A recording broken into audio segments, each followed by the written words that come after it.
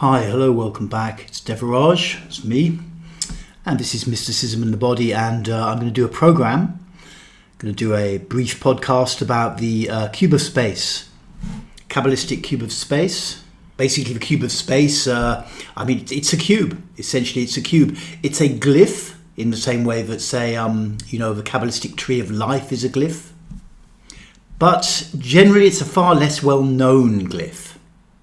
In fact, among the Western mystery schools like the Golden Dawn and the AA, Thelema and all this kind of thing, the only one that picked up the cube of space was Builders of the Adytum, who I was with briefly back in the late 90s, early 2000s. And if you read Dr. Case's book, very good book, Tarot Key to Wisdom of the Ages, when you get to Key 4, the Emperor, he starts to talk about the cube of space and give some explanation about the cube of space, and so you learn what it is, which is really just, a cube which you can imagine yourself sitting in the center of, and which has 3 directions, 3 axes, obviously, 12 edges, and 6 faces, plus a center point. And this adds up to 22, the number of letters of the Hebrew alphabet, or the number of tarot trumps. And furthermore can be subdivided, these 3 can be given with regard to the Hebrew letters, to the Hebrew mother letters, the 3 Hebrew mothers.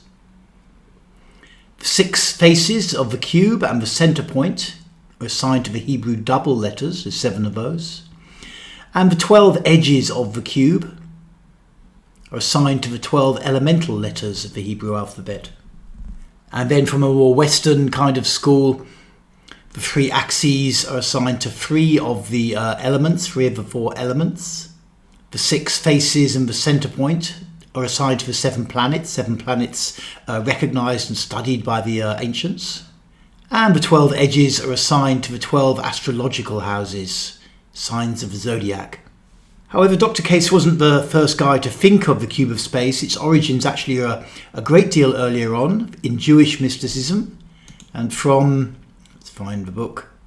The origins came from this book, the Sefer Yetzirah.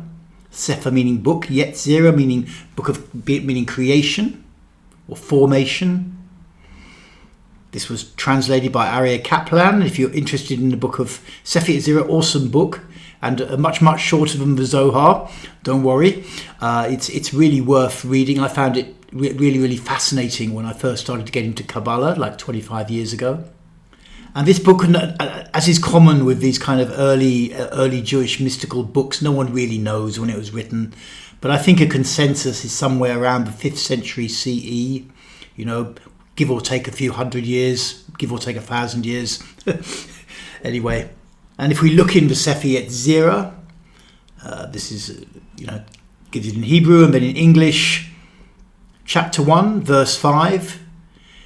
It's been talking about the 10 Sephirot and the 32 paths. And then it starts to mention like 5 dimensions, essentially.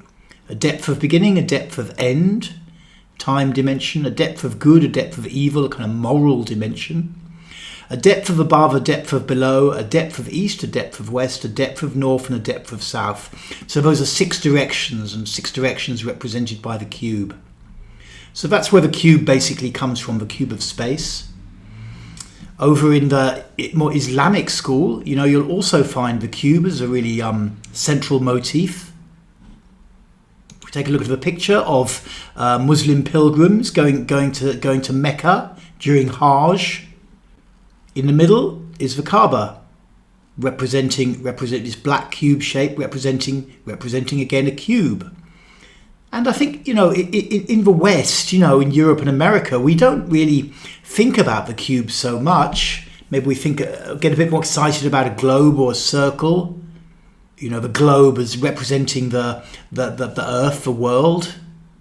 But actually, I think, the cube is more useful to understand because, you only see the world as a globe when you're in outer space, or when you're in space anyway.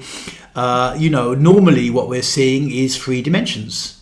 So to me it makes complete sense that the cube of space is, could be, that the cube could be rendered into a mystically useful little glyph like this. Makes complete sense to me. That the cube is essentially the essence of the three-dimensional world. I myself had quite a powerful experience with this cube of space. Many years ago, I was a member of Builders of the Atom in London, late night, about 2000, something like that. And you had this kind of neophyte, not really neophyte ritual, it's called proneus, and the kind of initial initiation. And I'd volunteered to do that. There's only about 7 or 8 people in the group. We used to meet in the old Theosophical Society building near Baker Street. And they were preparing the ritual and doing the kind of intro bit. And then they were going to call me down. I was in a little room upstairs that we usually used. And whilst I was waiting there just to do my initiation, I just started seeing the cube in my mind, and essentially these edges each have a direction assigned to them. I noticed that there was a flow of energy, a circular flow in 2 of the faces. And my mind was trying to trace out the other faces and how this all interrelated. And I found it like really something was kind of just suddenly in my mind compelling me to look at this. Later on, after the initiation and stuff, and over the years when I was interested in the cube, tried to explain this to a few people, like not telling them about my experience, but pointing out that there's this flow, but no one ever seems particularly interested in it. But I found it to be kind of an interesting thing you can do when you learn to build up the cube in your own imagination slowly, and then start to move the energy around it. Can be quite a powerful experience to do this. There have been a few books written about the cube over the years, mostly by people from the Builders of the Atom. You can look up one by David Alan Hulse, I think it is, New Dimensions on the Cube of Space. There's another one by a guy called Kevin Townley. I've also got my own book, Opening the Body with the Cube of Space. But essentially, I think one of the most interesting ways to kind of envisage it, and very recently a chap, let's try and expand this, a guy called Jonathan basically created this kind of mock-up of the cube, or whatever you call it. So you imagine, you enter the cube essentially if you're sitting in the center, and then these are the keys that you have around you, and you can kind of move it about. So this is behind you. Keep the Wheel of Fortune. It shows you where all the keys are placed on the cube of space, because, like I said, you've got these 22 different places where you can put keys or Hebrew letters or astrological signs. There's also colors to each side which match the color of the esoteric tarot keys. So this is quite an interesting thing that you can look at if you want an idea. And what I do with the cube of space personally is, in the mornings I build it up, assuming I've got time, which usually I have. Being somewhat semi-retired these days, I'll do a bit of bioenergetic workout or something, and then I sit down, and after a while I just start to build up the cube of space. And that means basically envisaging each key in each of the 22 keys, tarot keys, esoteric tarot keys, one at a time, and then placing them on this cube, either in the edges, the faces, or the axes. You don't actually see the axes, I don't think, not really possible to do it in this diagram, but the axes. That's a great orienting practice, I think, as a meditation. If you're interested in doing that, you can look at my book, Opening the Body of the Cube of Space. And one of the interesting things I think about the cube, let's come back to this rather unsatisfying drawing in some ways, but how do you draw these things? When you're sat in it facing east, so like this, you're facing east basically in the cube. You face east, which means that the Empress key is in front of you, creation, how to create things, and behind you, get this to do what I want, there's a Wheel of Fortune, and this is kind of symbolic. So east, creation, harmonious creation, which is based around the idea that if you can create the right images in your mind of what you want and give them energy, feed them with the astral light, the great magical agent, then you will create a good life for yourself. So this is east. Behind you, these astrological forces, which are always changing. They're always changing. You know, the influx of energy through the universe is always changing. And then to your left side, which is north, have the tower is placed. And the north stands here for the unknown, essentially the unknown. And then in the south is placed the sun. And that's like the known, that's like the garden you've created almost, after you've looked into the unknown. If you look into the unknown, it's the emperor here on that axis, looking into the unknown and kind of taming it, making it rational, you change it into the sun. And then you've also got a vertical axis, which is the magician above and the high priestess below.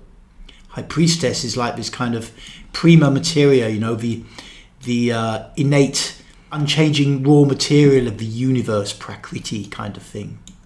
If you're into Hindu stuff. Magician, let's try and, God, turn him round. It's really a force, you know, he's channeling energy from above to below, from a kind of archetypal realm down to the physical realm. Got his wand and he's got his finger pointing. So, you know, here as you're seated facing the Empress, facing the east, with the Wheel of Fortune behind you, all those astrological forces, if you've tamed the astrological forces in your own being, and if you've been following my tarot series, I talked about that, in the key relating to the Hanged Man, which incidentally flows from east to west, it's on that axis. If you've tamed those forces, then you've got more energy in your system, you've got more astral light, and you can create better images, more powerful images of what you want in your own personal universe, your own personal world. So this basically is the cube of space, really. It's a super useful glyph, super fascinating glyph. I really think it's worth working with. As I said, building up the keys, coming to understand where all the keys are placed in it, and the flow of energy that goes around. If you're interested, the flow goes around the upper face in this direction, and it goes around the eastern face in this direction. And then the others, you'd have to trace it out, but it doesn't flow purely around those faces. Another thing that's kind of interesting to do with the cube that I do in the book I created about it is to unfold the cube, because this cube can obviously be unfolded into a 4 up, 3 across cross, kind of Christian cross. So you can see it's pretty straightforward. If you unfold the cube, then you can create a cross. As we're saying that this, the two faces, which has a circular flow, they join in this east above, which is assigned to the lovers. So you can unfold the cross from there, pulling this piece up, these two pieces down. Opposing this side is the west below, the devil. So you can unfold him, the lovers would be here and also here. You can unfold the cross like that. And there's a second way to unfold it as well, which has slipped my mind at the moment. But if you look at my Cube of Space book, I explain that and how to visualize it. And, you can trace out the energy flows in this. Again, it's kind of interesting. So this is also interesting with the cube when you consider that, Christianity, which has a whole mystical, esoteric wing to it, and the cross unfolds from the cube. So it's a way of correlating 2-dimensional and 3-dimensional space. Something else, if you're extremely alert, you would notice about this cube is that if we look at this north to south axis, which there are 4 edges on this north to south axis, and also an actual axis itself running through the center. The axis itself through the center is judgment. This one is the lovers. This is temperance. This is the devil, and this is a chariot. So these 4 of these, so that's 5 axes that the cube has. That has 4 edges and a central axis that run north to south. And 4 of these are the 4 archangels from the tarot. Lovers has one of the angels, Raphael. And then the devil, another one, Oriel. This is Oriel, means Baphomet, as Baphomet. It's Oriel. West above, we find Michael, another archangel. And then running right through the center, judgment, is Gabriel. And then there in the east below, we find the chariot. It's like the chariot is this charioteer. He's actually on land, which represents the subconscious. But it's chariot, so he's built this chariot in the subconscious mind, but it's not moving. He's not moving at all. So that's highly symbolic. It's kind of like a Hindu symbol almost. But it kind of fits with his concept, it's the self, but really the perfected self in a way. It's created this, it's one thing to create a very stable vehicle in the conscious mind, which is represented by the city in the background. But then this water here indicates like old alchemical symbolism. Land, where there's a city somewhere, and then there's some water, and then there's some more land. But the city will denote the conscious mind, where activity is going on. And the other side of the water will designate the subconscious mind. So here the chariot, he's built this vehicle of the self in the unconscious mind. So he's basically, he or she, because it could be a she, has become a master of him or herself, has cleared all the stuff out. So it kind of fits with the four archangels, really. It's a symbol of the self. So this north to south axis, with these four archangels and a symbol of the self running along it, it's not exactly the dimension of time, but it's kind of similar. If you saw a traditional graph, yes, this axis would be the dimension of time. But this is running from the unknown, the kind of outside, to the known, that which has been tamed, has been civilized.